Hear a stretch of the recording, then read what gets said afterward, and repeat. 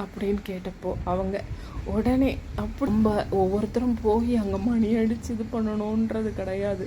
ஆமாம், என்ன பண்ணுறது ஏது பண்ணுறது, பார்ப்போமா மாட்டோமான்ற மாதிரி போனோம்னா அது சுல்தானா மேடம் ஒரு வாட்டி சொல்லியிருக்காங்க. அவங்க மெக்காவுக்கு போனப்போ ஒரு காபான அந்த ஒரு இடம் இருக்குமா, அது ஒரு 7.5 அடி, அது ஒரு ஸ்தூபி. அதை தொடணும்னா முடியாதான், அது அப்படியே ஒரு அவ்வளோ பெருசாக இருக்குமா, அப்படியே தூரத்துலேருந்து தொட்டு பார்க்குறதே பெரிய விஷயமா. அந்த மாதிரியான ஒரு இடத்துல அப்படியே லட்சக்கணக்கான மக்கள் சுற்றிக்கிட்டே இருப்பாங்க. அதை பார்த்துருக்கோம். அதே ஒரு நேராக பார்க்க முடியலனாலும் ஒரு விதமான அந்த முஸ்லீம் அந்த ப்ரேயர்ஸ்லாம் காமிப்பாங்க, பார்த்துருக்கோம். அப்போது அது லட்சக்கணக்கான மக்கள் சுற்றிட்டு இருக்க நேரத்துக்கு இவங்க மெக்கா போனப்போ அது கிட்டக்க போயிட்டாங்களாம். ஆனால் இவங்க குட்டியாக தான் இருப்பாங்க இல்லைங்களா, அவங்க அவ்வளோ ஹைட்டு கிடையாது, மீடியம் ஹைட்டு, ஆனால் தொட முடியாது. அது 7.5 அடியும், அவ்வளோ பெருசு. அது தொடணும்னு நான் நினச்சிக்கிட்டு அதை அப்படியே தொட்டு கும்பிட்டுக்கணும். அப்போது அது அப்படியே லட்சக்கணக்கான மக்கள் சுற்றிக்கிட்டு இருக்காங்க இல்லையா, அப்படியே இடிச்சுக்கிட்டு இது பண்ணிக்கிட்டு தான் இருப்பாங்க அப்படியே அந்த இடத்துல. அப்போது ஒரு பெண் அந்த பின்னாடி இருக்கிறவங்க குரல் கொடுக்குறாங்களாம், உங்களால் முடியாது, நீங்கள் கொஞ்சம் விட்டீங்கன்னா நான் தொட்டுடுவேன் அப்படின்னு. அந்த பொண்ணு பார்த்தா எல்லாம் அந்த ஃபர்தா போட்டுட்ருப்பாங்கள்ல, அவங்க எல்லாருமே போட்டுட்ருக்காங்க. அப்போது அந்த பொண்ணு பார்த்தா நல்ல ஹைட்டு வெயிட்டு அப்படி இருக்காங்களாம். அவங்கள சரி நம்ம இது பண்ண முடியாதுன்னு சொல்லிட்டு அப்படியே தொட்டு கும்பிட்டுட்டு இவங்க என்ன பண்ணிட்டாங்க, அந்த பொண்ணை உள்ளே விட்டுட்டு இவங்க இப்படி வந்துட்டாங்க. இவங்க இப்படி வந்துட்டோன்னே அந்த பொண்ணு போய் டக்குன்னு எட்டி அப்படி தொட்டுட்டாலாம். தொட்டுட்டு என்ன பண்ணுறாளாம், டக்குன்னு இவங்களை முன்னாடி வர வைக்கிறாளாம். முன்னாடி வர வச்சு அவங்கள அந்த ஃபர்தாவோடு அப்படியே தூக்கி தொட வச்சிட்டாங்களாம். எவ்வளோ பெரிய விஷயம். இவங்க மனசில் நினச்சது, அவங்க விட்டு கொடுத்த அந்த ஒரு செகண்டால், அந்த ஒரு சில நிமிஷங்களுக்காக அவங்களே இவங்களை தூக்கி தொட வச்சிட்ருக்காங்க. கண்டிப்பாக ஆமாம், நம்ம சில நேரங்களில் இந்த மாதிரியான இடங்களில் விட்டு கொடுக்குறப்போ நம்மளுக்கு தெய்வம் தானாக அதை வழிவகுக்கும், தானாக அந்த இடம் கிடைக்கும் நம்மளுக்கு, அதை நம்ம உணர்வோம். நான் ரீசண்டாக திருவாரூர் போயிருந்தப்போ எனக்கு ஃபஸ்ட் டைம் போகிறேன். என் பொண்ணோட நாத்தனார் வீடு அங்கே இருக்குது. சரி, அங்கே நம்ம இருந்துட்டு கோவில்லாம் பார்த்துட்டு வரலான்ற மாதிரி போயிருந்தேன். அந்த திருவாரூர் கோவிலில் ஃபஸ்ட்டு நான் போகிறேன். ஆனால் ஒரு விவிஐபி தர்ஷன் மாதிரி எனக்கு கிடச்சிது.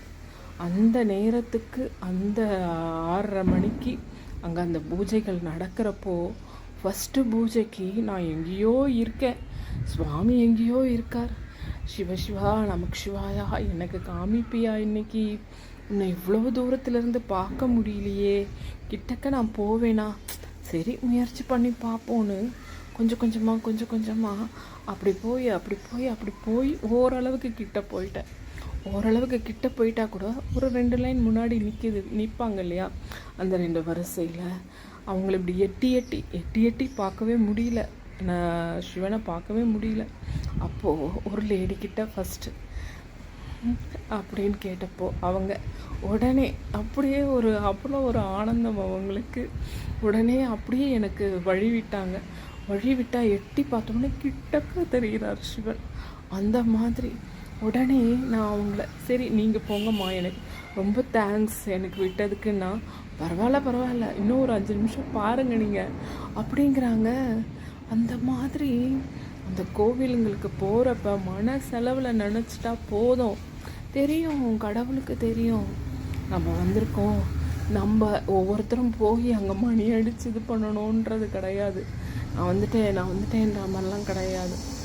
மனசளவில் நினச்சிண்டா போதும், சுவாமி நம்மளை அவர் தனியாக வழி கொடுப்பார், தனியாக வழி காமிப்பார். அது எப்படியோ அதை காமிப்பார். அதுதான் இறை சக்தி. அதை நம்பினோம்னா கண்டிப்பாக நம்மளுக்கு நடக்கும். இதே ஏதோ ஒன்று 2 மனதாக போகணுன்னு வச்சுக்கோங்க, ஆமாம் என்ன பண்ணுறது ஏது பண்ணுறது, பார்ப்போமா மாட்டோமான்ற மாதிரி போனோம்னா அது நடக்காது.